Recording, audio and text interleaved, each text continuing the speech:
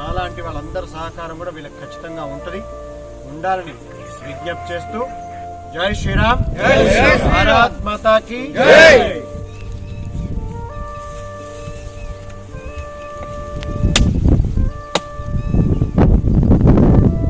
మనం ఇప్పుడు పెద్దపల్లి జిల్లా మంథినికి దగ్గరలో ఉన్నటువంటి గుంజపడుగు గ్రామంలో ఉన్నాం. కాశీపేట దేవాలయం అంటే శివకేశవ దేవాలయం. దాదాపు 500-600 సంవత్సరాలుగా చెప్తారు. చూడండి మీరు, ఎంత మంచి రాతి ద్వారం కూడా ఉంది. ఇప్పుడు పాడుపడిన పరిస్థితిలో ఉంది. అలాంటి గుడిలోకి ఇప్పుడు మనం ఆ స్వామి వారి అనుగ్రహం చేత అడుగు పెట్టడం జరుగుతుంది. చాలా ఉంటాయి మనకి, ఇల్లు కట్టుకోవాలి, ఉద్యోగం రావాలి, వ్యాపారం మారవాలి, ఆరోగ్యం మంచిగా ఉండాలి, కొడుకు కూతురు పెళ్లి చేయాలి, ఇవన్నీ సామాన్యమైనటువంటి కోరికలు. ఇవి మీరు దేవాలయానికి వెళ్తారు, ప్రముఖ దేవాలయాలు, చాలా మంచిది, తప్పులేదు. కానీ భగవంతుడు మిమ్మల్ని ఏదో కోరుతున్నాడు.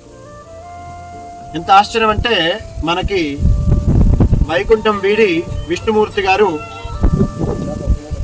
భూమి మీదకి వచ్చి అడుగుతారు కదా, అలా ఏది వామనావతారం. అలాగే ఇప్పుడు మనం ఆయన మన నుంచి ఏదో ఆశిస్తున్నాం అనుకుందాం, మీరంతా కలిసి ఒక దేవాలయాన్ని బాగా చేయండి అని. మనం చాలా వింటుంటామండి.